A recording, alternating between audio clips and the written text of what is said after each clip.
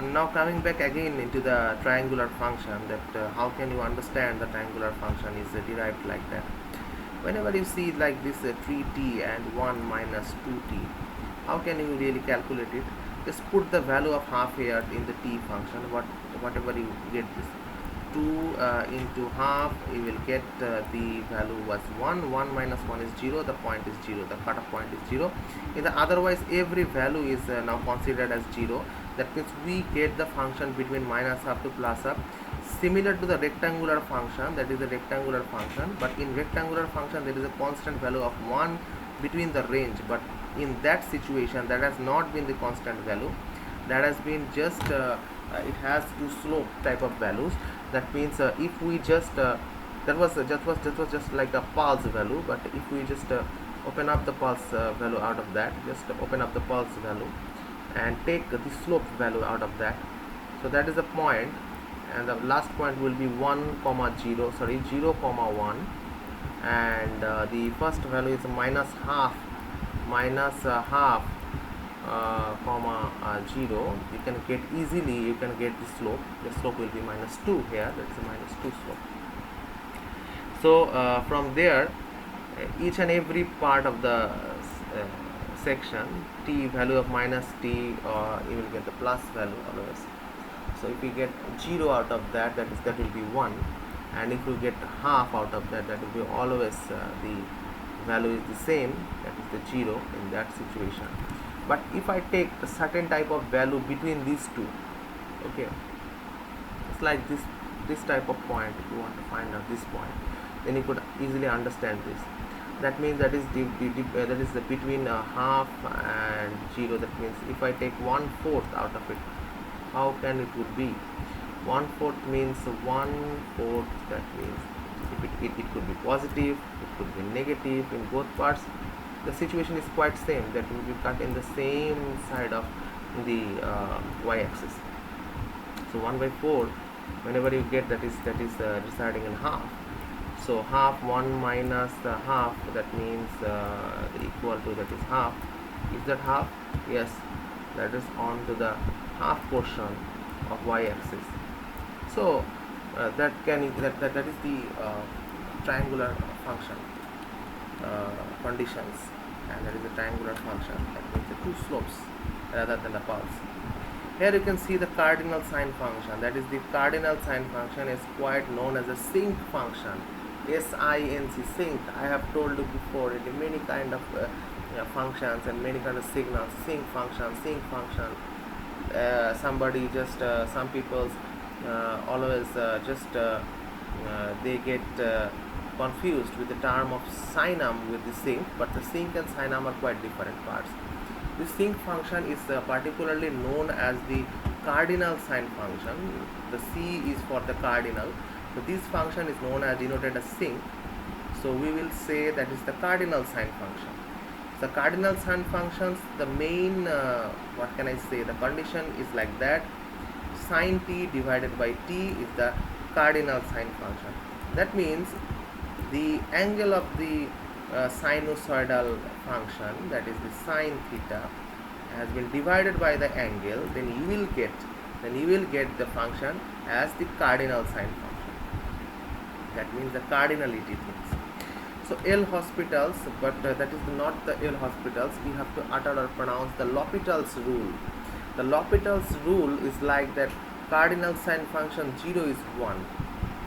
Okay, how can you get it? From L'Hopital's rule, you have to limit it t tends to 0, and just derivative, just you have to take the derivative in the numerator and in the denominator section. So then you can get it. So now we will go through to the plot of the function, that the oscillations that you can see, they do not die out of the finite t. That means they have some oscillations between any kind of the time range.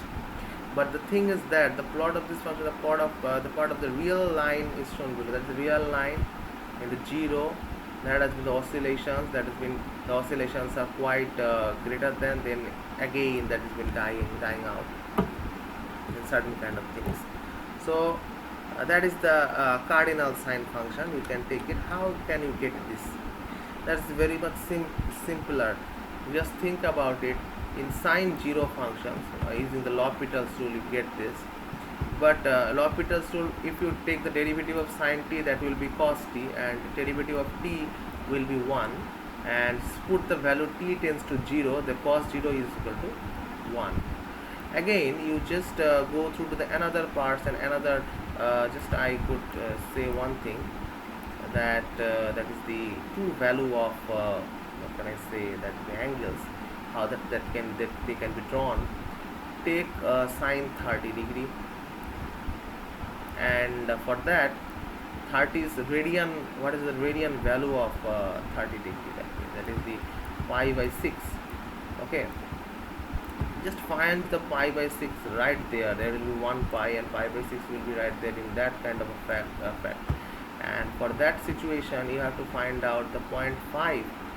That means sine 30 is equal to, just like that, that is been half, and half, that has been 6 divided by pi. After that, after calculating this, you will get that 3 divided by pi, and 3 divided by pi, what's the value of 3 divided by pi? That's quite lesser than 1. That means 0.99 or 0.89, this kind of value, because you know the value of pi is 3.1416. Just divide it, you will get your answers right there. The plot is like that. And any kind of value that we get in the positive, we get in the negative too. That means it's just like that. It's just like a mirror of that function. That means if I get this, the mirror of the opposite part, we will get this. That means that is symmetrical with the y-axis.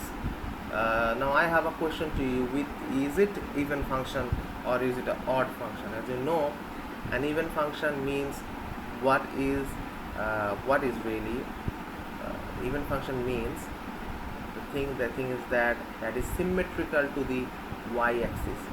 But if it's symmetrical to the x-axis, that is the odd function. Just think about it. Now we are heading towards the next section, part of the utility functions, an important function, that is the unit impulse function. That's a very important function and definite function. The unit impulse function, also known as the Dirac delta function or the delta function, denoted delta, is defined by the following two properties. That is, the delta t is equal to 0, that means t is not equal to 0, and delta t dt is equal to 1. Technically, delta is not a function in the ordinary sense. Rather than, it is what is known as a generalized function. Consequently, the delta function sometimes behaves in unusual ways. Graphically, the delta function is represented as shown below. That means if you just put the value like that, the delta t, that means if it's a 0 and t not equal to 0, delta t will be 0. That means in that particular impulse means that has a value, but otherwise it has no value.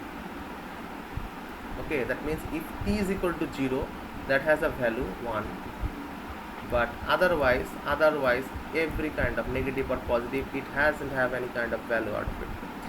And that is a time shifting property that has been right shifted to that has been quite a delay property in that situation, that we can see.